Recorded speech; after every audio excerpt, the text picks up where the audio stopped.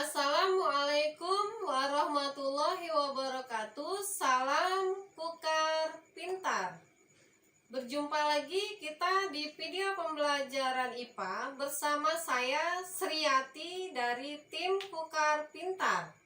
Kali ini kita akan melanjutkan bab 4 tentang sistem pencernaan manusia, pertemuan ketiga dengan submateri pencernaan mekanis dan kimiawi. Adapun buku yang kita gunakan adalah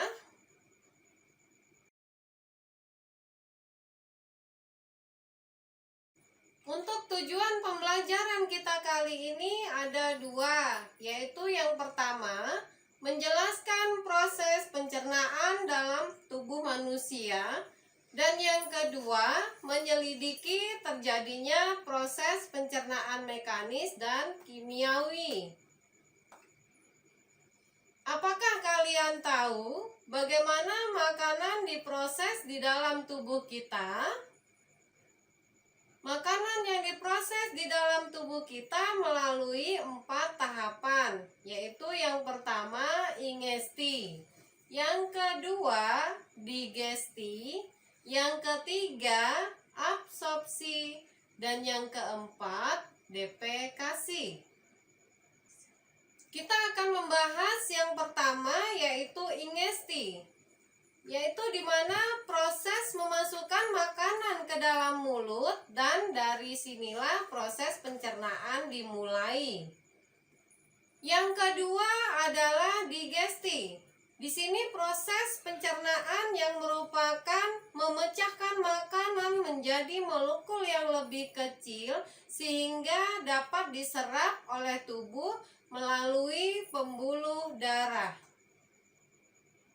Yang ketiga adalah absorpsi, yaitu penyerapan, di mana molekul makanan dari darah masuk ke dalam sel melintasi membran sel. Yang keempat adalah defekasi, yaitu pengeluaran, di mana molekul yang tidak digunakan dan tidak dibutuhkan lagi oleh tubuh akan dikeluarkan melalui sistem ekskresi, yaitu yang berupa keringat dan urin. Makanan yang tidak dicerna berupa feses akan dibuang melalui anus. Lalu, proses apa saja yang terjadi pada organ pencernaan makanan?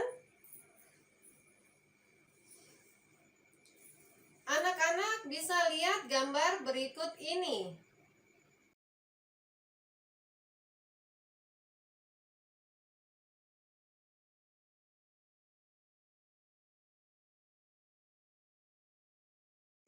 Pencernaan makanan ada dua, yaitu yang pertama pencernaan mekanis dan yang kedua pencernaan kimiawi.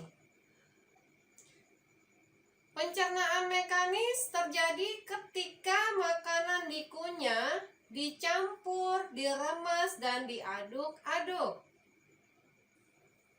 Pencernaan mekanis terjadi pada organ mulut dan lambung. Pencernaan mekanis pada mulut, di mana di dalam mulut yaitu makanan saat dihancurkan oleh gigi kemudian dicampur dengan bantuan lidah. Sedangkan pencernaan mekanis pada lambung, di mana terdapat otot lambung yang berkontraksi mengaduk-aduk makanan yang berbentuk bolus. Untuk pencernaan kimiawi, di sini terjadi reaksi kimia, yaitu menguraikan molekul yang besar menjadi molekul yang lebih kecil, di mana proses pencernaannya biasanya dilakukan dan dibantu oleh enzim-enzim pencernaan. Pencernaan kimiawi terjadi pada 3 organ, yaitu mulut, lambung, dan usus halus. Pencernaan kimiawi di mulut, di mana terdapat enzim amilasa atau petialin, yaitu yang terkandung di dalam air liur, di sini berfungsi mengubah amilum menjadi maltosa.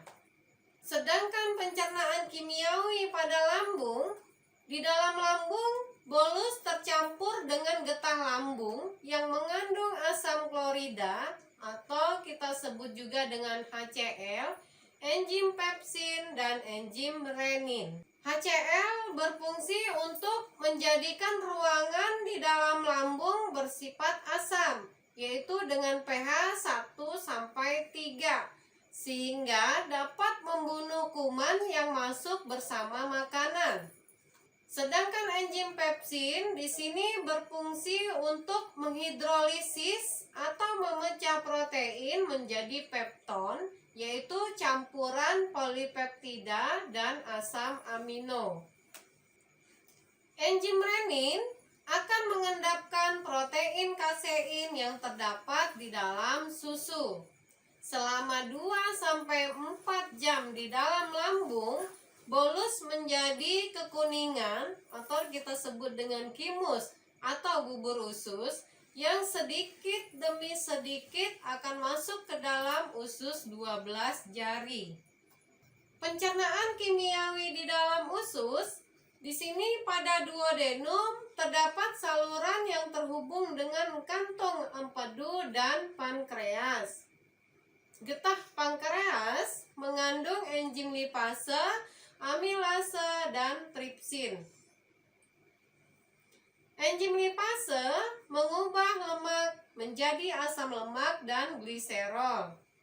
Enzim amilase mengubah amilum menjadi maltosa, dan enzim tripsin mengubah protein menjadi polipeptida.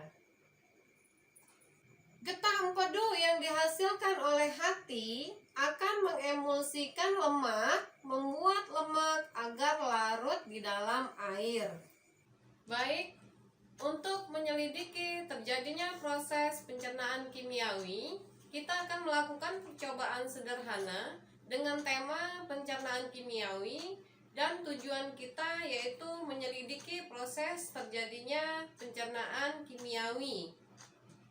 Adapun alat yang kita gunakan yaitu tabung reaksi, pipet tetes, pengaduk, sendok, plat tetes, pembakar spiritus,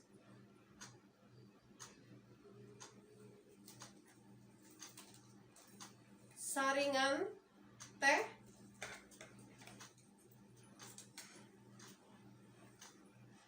dan tempat untuk mengukur cairan yang akan kita ukur.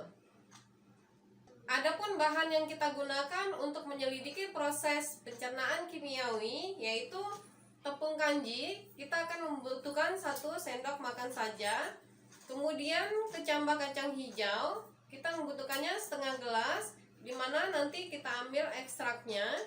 Kemudian ada betadin sebagai ganti daripada larutan iodium atau lugol, serta 1 gelas air keran.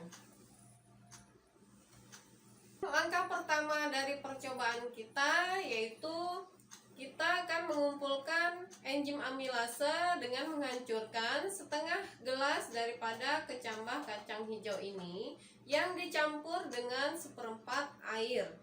Lalu kita gunakan bantuan pistil dan mortal. Kita haluskan sampai berbentuk seperti ini.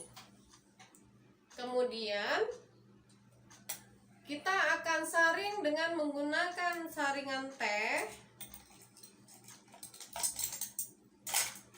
Ini. Dan memperoleh hasil seperti ini. Adapun larutan ekstrak kecambah kacang hijau inilah yang kamu peroleh mengandung enzim amilase.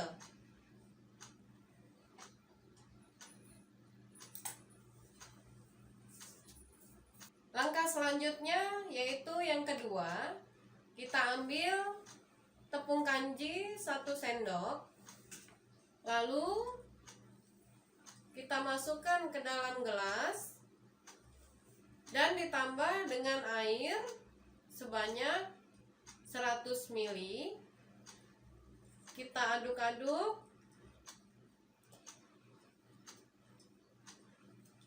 Lalu kita panaskan larutan kanji ini di atas pembakar spiritus sampai larutannya mengental dan berwarna transparan. Dan hasil akhirnya adalah seperti ini. Selanjutnya kita siapkan plat tetes untuk menempatkan larutan daripada tepung kanji dan enzim amilase. Langkah berikutnya adalah kita akan mengambil sampel larutan tepung kanji sebanyak 5 ml.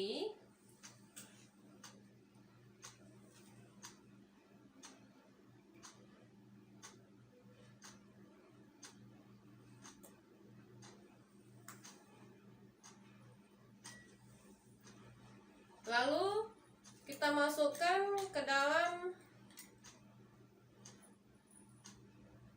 tabung reaksi.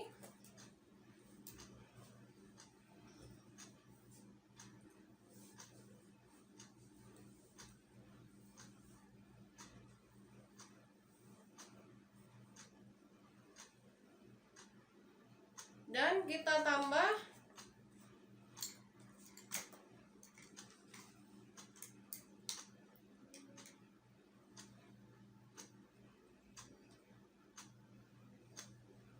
larutan enzim amilase sebanyak 0,5 ml.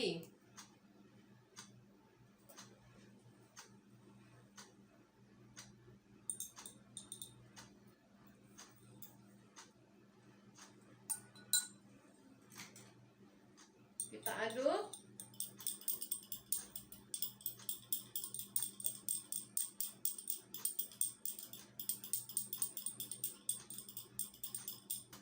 Kita aduk sampai larutan merata.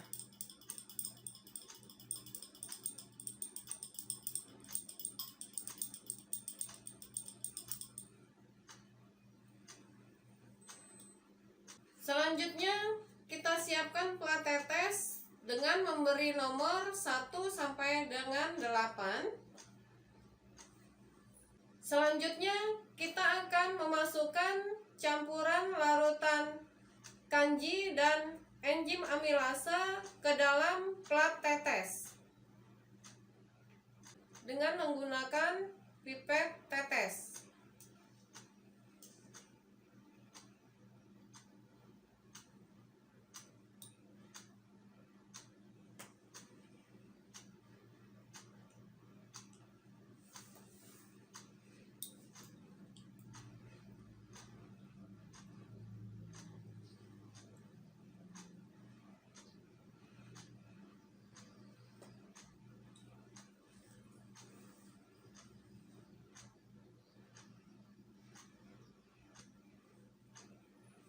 Pada menit pertama, kita akan memasukkan cairan betadin ke dalam plat tetes. Pada menit 1, kita akan menetesi larutan yang ada pada plat tetes dengan betadin.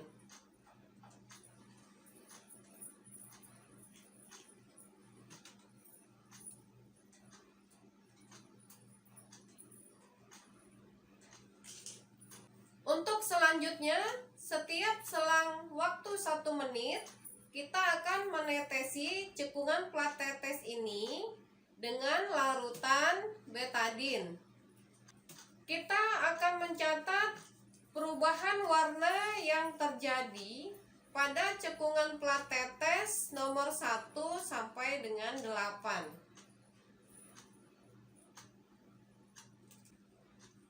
Adapun hasil daripada penyelidikan terjadinya proses kimiawi pada larutan kanji, di sini plat tetes manakah yang paling gelap warnanya?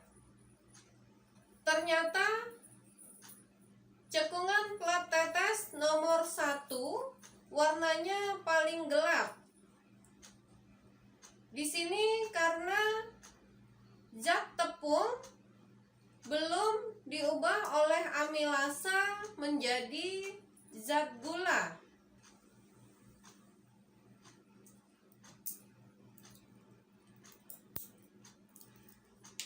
Untuk zat tepung, jika ditetesi larutan iodium atau di sini kita menggunakan betadin, maka akan menghasilkan warna yang gelap.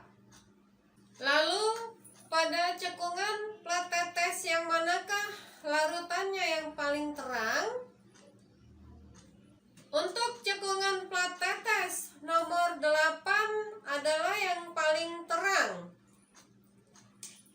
Pada cekungan plat tetes nomor 8 warnanya paling terang. Di sini karena larutan tepung sudah diubah oleh enzim amilasa menjadi zat gula.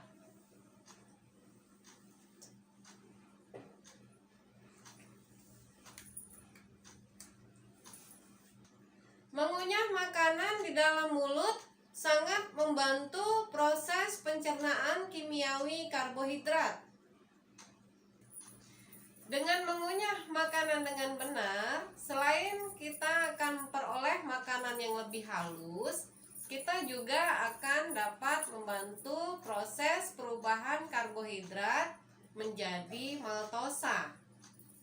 Perubahan karbohidrat menjadi maltosa akan memudahkan proses pencernaan kimiawi pada organ lainnya sehingga lebih sempurna. Demikianlah proses penyelidikan pencernaan kimiawi kita kali ini dengan uji amilum. Semoga bermanfaat. Untuk lembar kegiatan peserta didik dengan judul pencernaan kimiawi, adapun tujuannya yaitu menyelidiki terjadinya proses pencernaan kimiawi. Di sini ada tabel 4.12. Anak-anak bisa lihat ya, tentang organ pencernaan, enzim, zat kimia yang dihasilkan serta fungsinya. Kalian bisa isi kolom kedua, kolom ketiga, dan kolom keempat. Kolom kedua tentang organ atau jaringan penghasil zat kimia atau enzim. Kolom ketiga tentang zat kimia atau enzim yang dihasilkan. Dan kolom keempat tentang fungsinya. Untuk lembar kegiatan peserta didik, kalian bisa kumpulkan kepada guru kalian masing-masing di sekolah. Setelah kita mempelajari materi hari ini, kita akan bersama-sama merefleksi apa saja yang telah kalian pelajari, apa yang kalian ingin ketahui lebih lanjut dari materi hari ini, dan bagaimana perasaan kalian belajar hari ini. Adapun mind mapping materi pelajaran kita hari ini,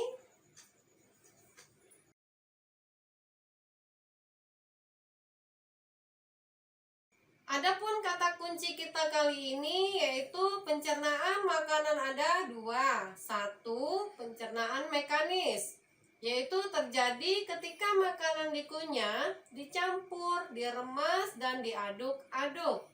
Yang kedua, pencernaan kimiawi, yaitu proses pencernaannya biasanya dilakukan dan dibantu oleh enzim-enzim pencernaan. Pencernaan mekanis terjadi pada mulut dan lambung, sedangkan pencernaan kimiawi terjadi di mulut, di lambung, dan di usus halus. Pencernaan kimiawi pada mulut di mana enzim amilase mengubah amilum menjadi maltosa.